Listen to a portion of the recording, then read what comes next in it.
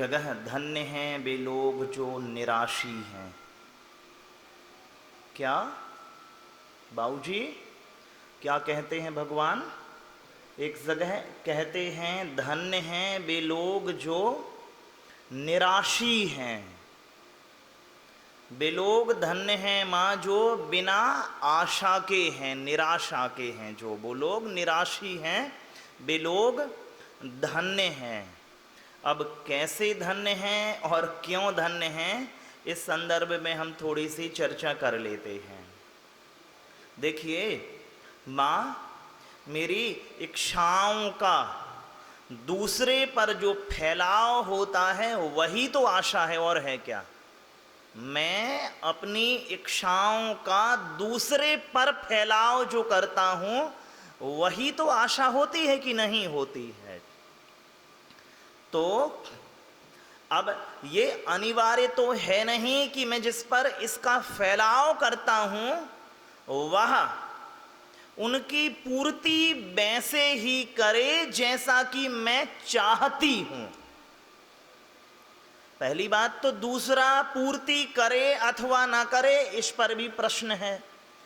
दूसरा पूर्ति करे और मेरे अनुसार ना करे तो भी समस्या है स्वभावता। और मेरे अनुसार भी दूसरों ने मेरी इच्छाओं के जो फैलाव की पूर्ति कर दी, तो यदि मैं सोच के बैठ जाऊं कि दूसरी और ना पैदा होंगी इच्छाएं, तो ऐसा भी नहीं होता, क्योंकि एक ठीक से पूर्ति भी नहीं होती है और नई पैदा हो जाती है। एक की बाबूजी, एक की पूर्ति भी नहीं होती है ठीक से और दूसरे की पैदाइश हो जाती है। ठीक है कि नहीं है? तो चलिए, दो तरह की इच्छाएं हम देख पाते हैं बाबूजी। एक है अनिवार्य इच्छाएं, दूसरी है अननिवार्य इच्छाएं। जरूरी और गैर जरूरी इच्छाओं के फैलाव हम देखने में आते हैं। मैंने सुना है एक सेठ के यहाँ पर एक नौकर है पुराना, हालांकि जितना ईमानदार है उतना ही लापरवाह है।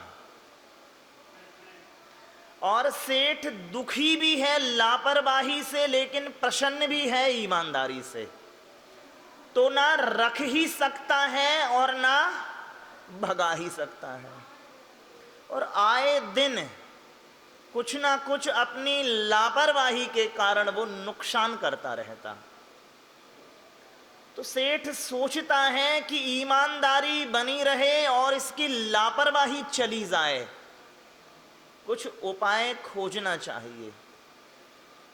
संयोग से एक मुनि जी पधारे। वो कहते हैं कि महाराज साहब, इसकी लापरवाही जाने का कोई उपाय है? हाँ है। तो जिस चीज का ये नुकसान करे उस चीज से इसका मोह जोड़ दो। क्या जोड़ दो बाबूजी? मोह जोड़ दो। कैसे? उन्होंने तरकीब कह दी। और अगले दिन मां, जैसे ही उस सेवक ने स्वामी की वर्षों पुरानी जो उनके पिता और पिताओं के जमाने की घड़ी थी वो तोड़ दी। अभी उसे कोई दुख नहीं है क्योंकि रोज ही तोड़ता था। सेठ कहते हैं बुला करके कि रामू, ये तुमने क्या किया? अरे रात पिताजी और दादाजी सपने में आए थे और वो कह रहे थे कि ये जो घड़ी है ना, ये रामू को दे देना।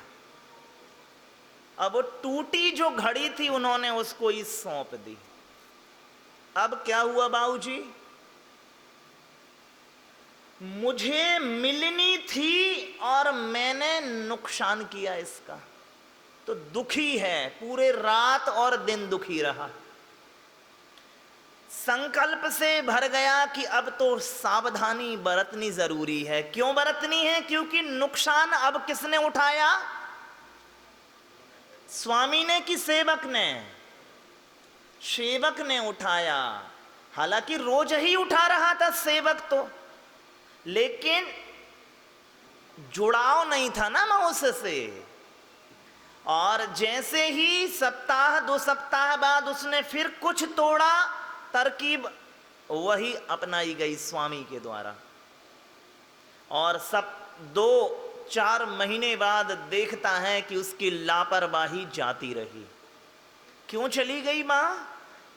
क्योंकि जब अपने मोह उससे जुड़ गए तो फिर अब मैं दुखी होने लगा। हालांकि चीजें अभी भी स्वामी की ही टूट रही हैं, लेकिन अब एक भाव बैठ गया बाबूजी कि ये मेरी हो सकती थी।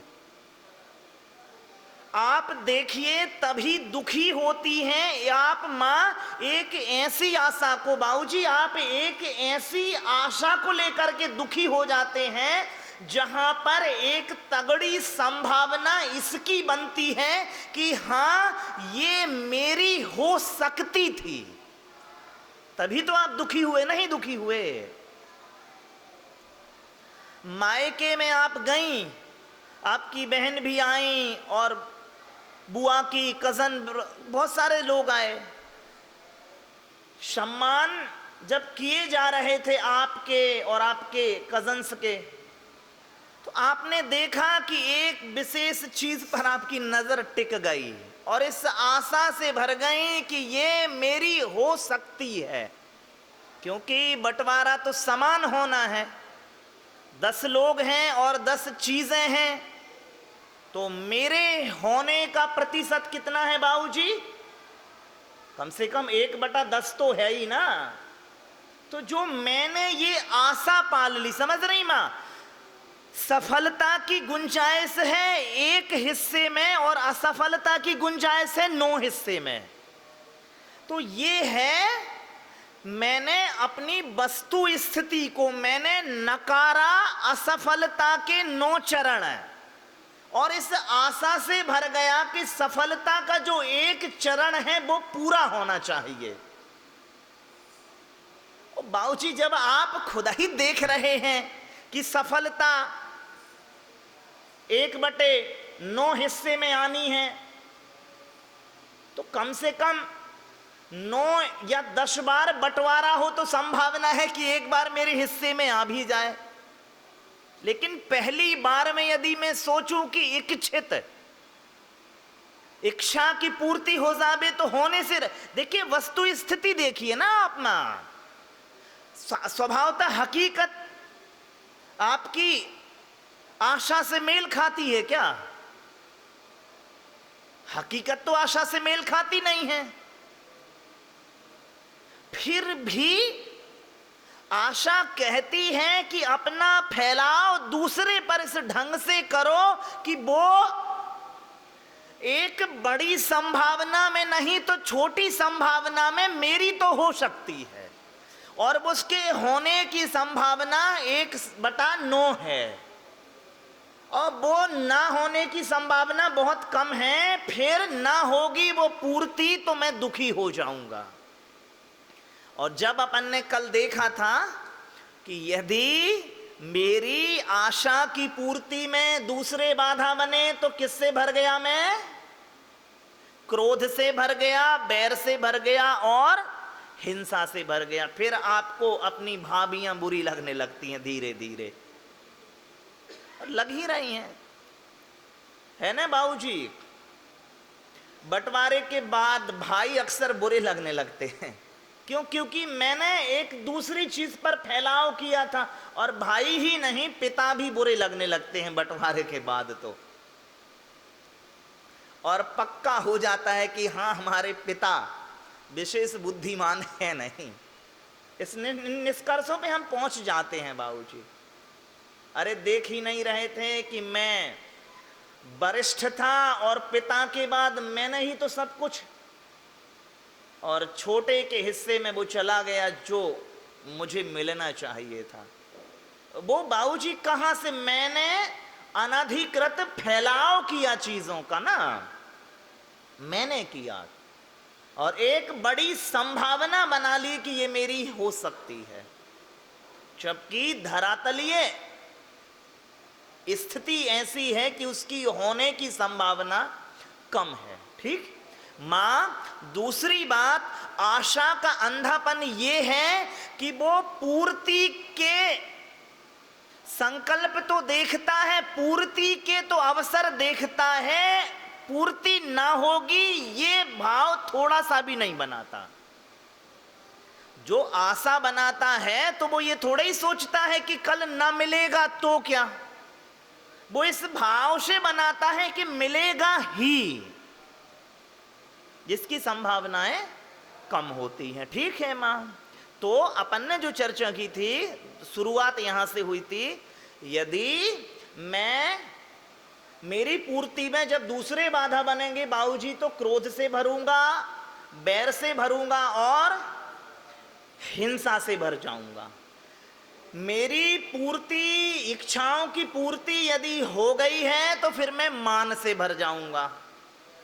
इच्छाओं की पूर्ति यदि मेरी खुद की चारित्रिक अथवा पारिवारिक गतिविधियों के द्वारा नहीं हुई है तो फिर मैं माया से भर जाऊंगा, छल से या चोरी से भर जाऊंगा। ठीक है। और यदि इच्छा की पूर्ति हो गई है मां तो मैं एक नहीं दूसरी इच्छा से भर जाऊंगा। ये बड़ी समस्या है। क्या है बाबूजी? एक बहुत मोटा आदमी है प्रधान जी, एक भयंकर मोटा, परेशान है भयंकर। चिकित्सक के पास गया कि कुछ दवाई दे दो। चिकित्सक ने उसका अन्वेषण किया और दवाई दी और साथ में कहा बाबूजी कि तुम गोल्फ खेला करो। क्या खेला करो? गोल्फ खेला करो। गोल्फ तो समझती होंगी, आज मां तो सब समझती हैं। गोल्फ खेला करो। ठीक है। 2 दिन बाद आया, वो पहले के दिन से ज्यादा परेशान था। चिकित्सक ने पूछा क्यों गोल्फ नहीं खेलते हो? प्रयास तो किया था। तो फिर हुआ क्या? हुआ ये कि जब गेंद दूर होती है तो दिखती तो है लेकिन स्टिक की पहुंच नहीं हो पाती उस तक, और जब गेंद पास होती है तो स्टिक की पहुंच तो होती है लेकिन पेट के कारण वो दिखती नहीं। क्या बाबूजी? वो पेट के कारण दिखती नहीं है। तो बड़े भैया, इच्छा मां ऐसी ही हैं जो हो गई हैं पूर्ति, वो दिखती नहीं है, पेट के आड़े आ जाती हैं। जो मिल गया है वो दिखता नहीं है और जो नहीं मिला है वो दिखता है। तो मां, जो नहीं मिला है वो दिखता तो है लेकिन पहुंच नहीं होती उस तक, तो ये दुख है। दूसरा दुख ये है कि वो मिल जाता है तो पहुंच तो होती है लेकिन उसका दिखना बंद हो जाता है। समस्या दोनों अर्थों में ही है। इसीलिए भगवान कहते हैं आदि वचन में कि धन्य हैं वे लोग जो निराशी हैं। धन्य हैं वे जिन्होंने अब आशाएं बनाना छोड़ दिया है मां, क्योंकि वे ठीक से समझ गए हैं कि एक ढंग से तो पूर्ति होती नहीं है और दूसरे ढंग से पूर्ति हो भी जाती है तो उसका होना दिखना बंद हो जाता है।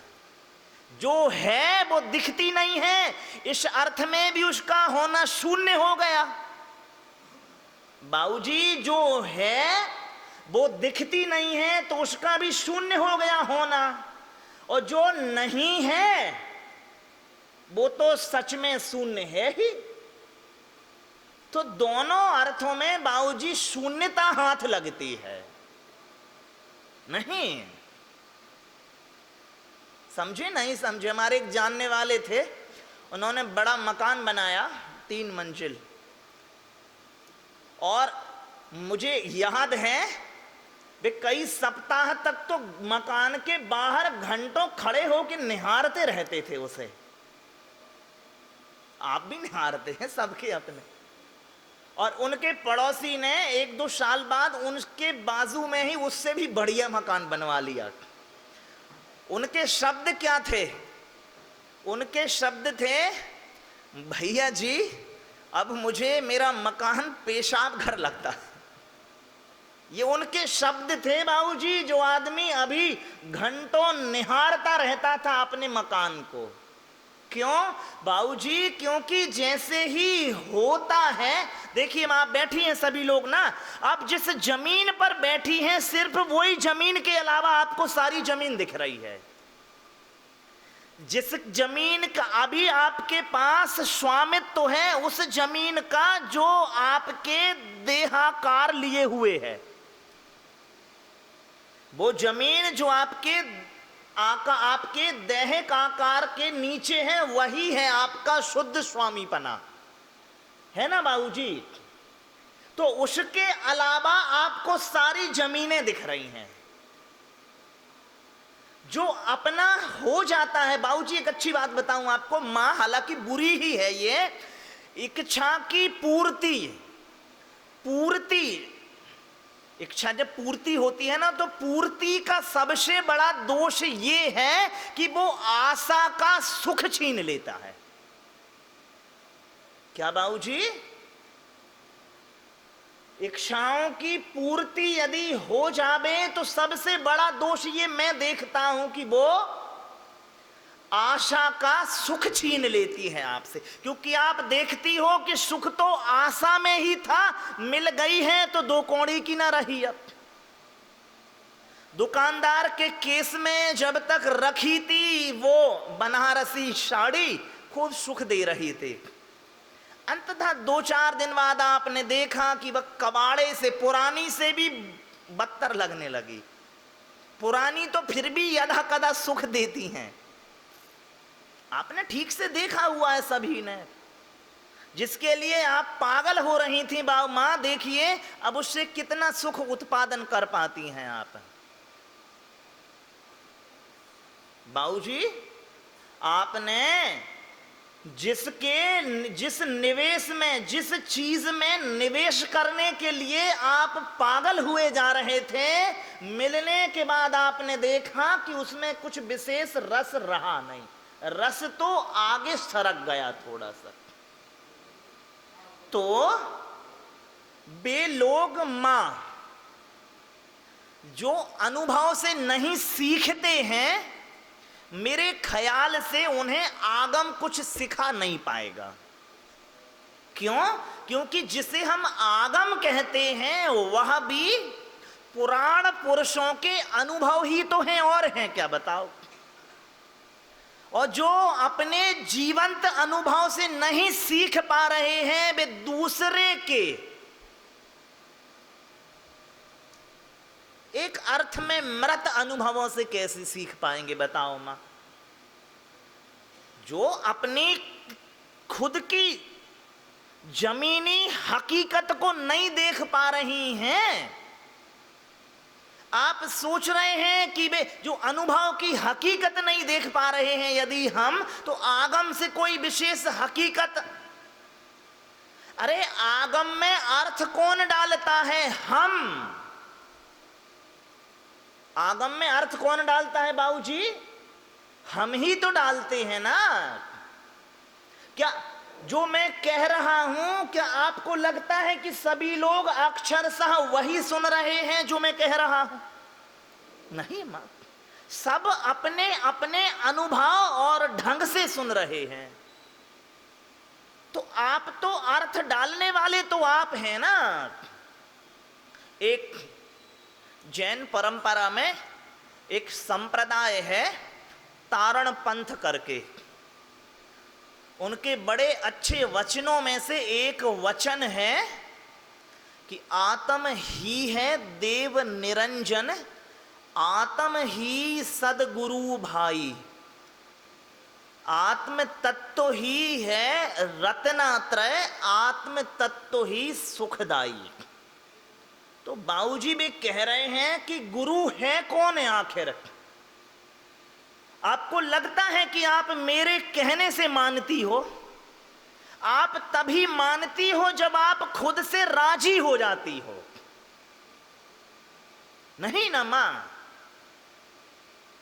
तो राजी तो आपको खुद के अनुभव से ही होना है, मेरे कहने से तो होने से रही ना तुम।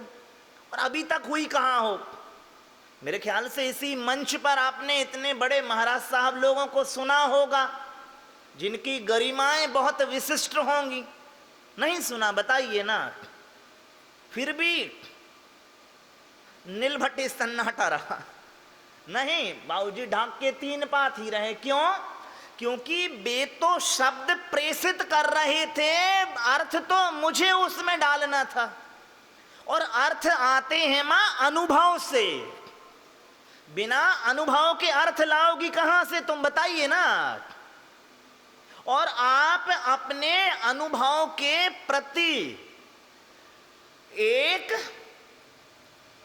दृष्टा की भूमिका नहीं अपना रही हैं, तभी आप लोभ के गणित को समझ नहीं पाई।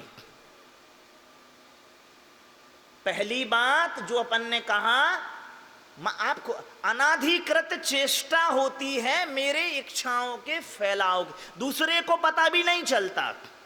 मान के चलिए आप सोनागिर जा रहे हैं और ट्रेन से जा रहे हैं, लोकल से, बहुत से लोग बैठे हुए हैं, आप खड़ी हैं, तो आप अलग अलग लोगों के चेहरों को देखेंगी और जो सबसे मासूम सा नजर आएगा उससे अथवा 2-4 लोगों से आप आशा बना लेंगी कि इनको चाहिए कि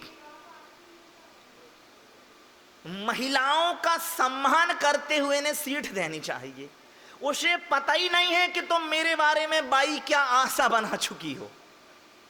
और अंततया उतरने के पहले पहले तक होगा ये कि आशा की पूर्ति तो होगी नहीं, तो आप उसके प्रति घृणा से भर जाओगी। इतने भी संसार में ना समझ होते हैं। उस आदमी को रत्ती भर कुछ नहीं पता कि इस बाई ने मेरे से क्या इच्छा बना ली थी, और अंततया तुम घृणा से भर गई। नहीं भर गई। चलिए अब एक अच्छा है, अब आप जिन जिन लोगों के प्रति घृणा से भरे हुए हैं अथवा बैर से भरे हुए हैं या क्रोध से भरे हुए हैं, आप टटोलिए कि पहले आपने उन पर एक आशा आरोपित की थी, उस आदमी को पता भी नहीं। समझ रही मां कि नहीं समझ रही? मैंने ही आशा आरोपित कर दी थी।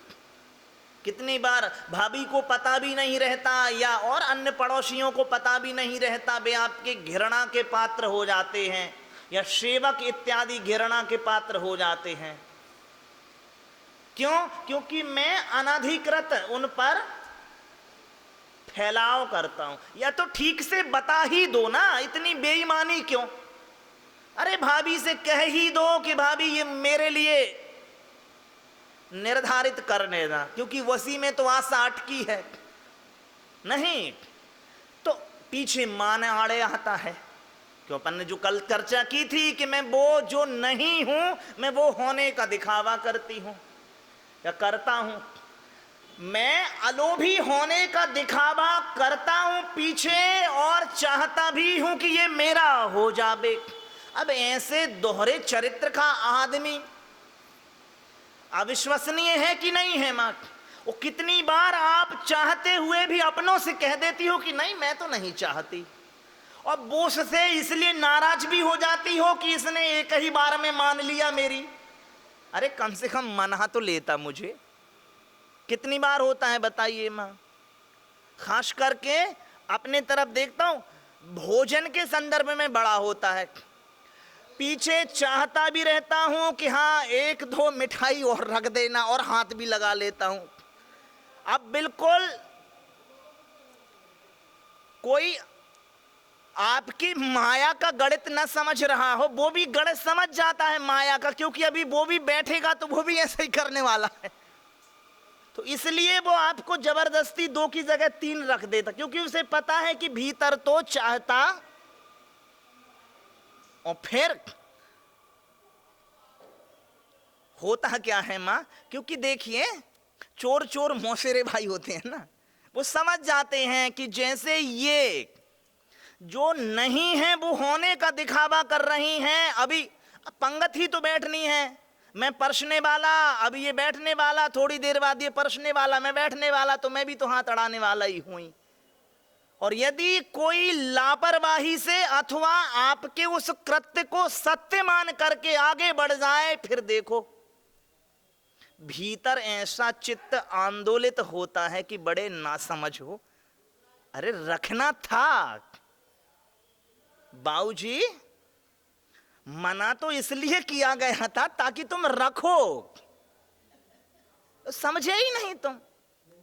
ओ माँ, आप खुद देखिए, ऐसी छोटी छोटी आशाएं आपको दुख दे रही हैं और बैर बने हुए हैं, और बैर होने है क्या। और चलिए सिद्धांत की बात ले लेते हैं। भगवान कहते हैं, जैसा हम पहले भी कह चुके थे, अनंतानुबंधी कसाय वो होती है जो 6 महीने से ज्यादा चल जावे, और अनंतानुबंधी हम सब की है 6-6 महीने पुराने। इन्हीं चक्रों में छोटे छोटे से बैर भाव बने हुए हैं सबके, और वो 6-6 महीने पुराने हैं कि नहीं हैं, तुरंत देख के याद आ जाता है ये वही है जिसने मेरा रसगुल्ला छीन लिया था ना रख के। कैसे छीन लिया था बाबूजी, याद आ जाता कि नहीं आ जाता। और यदि अवसर आपको मिल जाए तो संभावना है कि आप भी इस तरह का दिखावा करते हो कि हमने तुम्हें सुना ही नहीं, और आगे निकल जाते हो। 100 में से 90 अवसर हम इस ढंग से बनाते हैं। तो मां, इसका अर्थ क्या है कि वो भीतर भाव बैठा था ना, तभी तो इस तरह की प्रतिक्रियाएं हुई। ये हुआ अनंतानुबंधी लोभ, अनंतानुबंधी माया, अनंतानुबंधी जो 6 महीने पुराना है वो सब अनंतानुबंधी है। और भगवान कह रहे हैं कि जिस जीव के अनंतानुबंधी कसाय का सद्भाव है, उसके दर्शन में शुद्धि रत्ती भर नहीं है, वो सम्यक दृष्टि नहीं है मां। ठीक है कि नहीं है। तो जब पहले ही दर्शन में शुद्धि नहीं है और इन उपद्रवों से बिल्कुल फालतू के, अरे सबसे अच्छा है हम मौन ही रह जाओ कि परोसना है तो परोस दे, न परसना है तो न परस, तेरी मर्जी। बे बाबा, ये ऐसा क्यों बिल्कुल छोटा सा दिखावा करना, जिसकी वजह से एक बैर और लेके आ गए। और बा क्या था उसको पता नहीं, मैंने अपना लोभ प्रसारित किया दूसरे पर, अनाधिकृत चेष्टा, कि दूसरे मानो मेरे मन में झांक के पढ़ ले। ऐसा लगता है माओं को या पिताओं को कि संसार में सभी मन पर ज्ञानी हैं, वे तुम्हारे मन को पढ़ लेते हैं।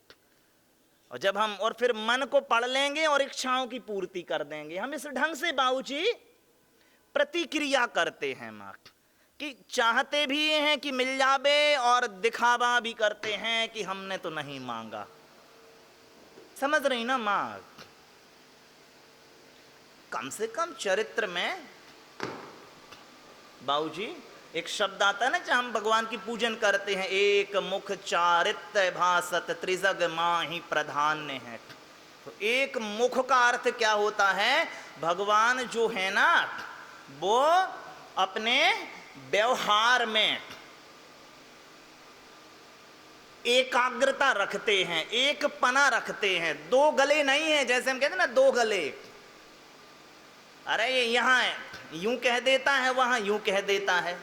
तो भगवान एक गले के हैं कि एक ही तरह की बात कहते हैं, हमारे जैसे नहीं है कि इससे ये, उससे वो, उससे वो। हम इतने किरदारों में जीते हैं मां। कल मैंने एक कविता लिखी थी, छोटी सी है, मैंने पहले भी वहां कल कही थी, मैं किरदारों का घर हूं। क्या मां? मैं किरदारों का घर हूं, क्या मेरे किरदार का भी कोई घर होगा? हम कितने सारे किरदार जीते रहते हैं, चाहिए भी नहीं चाहिए भी। कम से कम अब मां अपनी प्रबुद्धता दिखाएं। और जैसे हमने कल कहा था मां, बिन जाने ते दोष गुणन को कैसे तजिए गहिए। यदि अभी भी आप इस मतलब प्रोणपने में प्रौढ़ को वृद्धावस्था मत लेना, प्रज्ञावस्था लेना। मैं शब्दों का चुनाव अच्छा करता हूं, तो आप, मैं प्रौढ़ कह रहा हूं तो आप अपने आप को वृद्ध मत समझना, ये समझना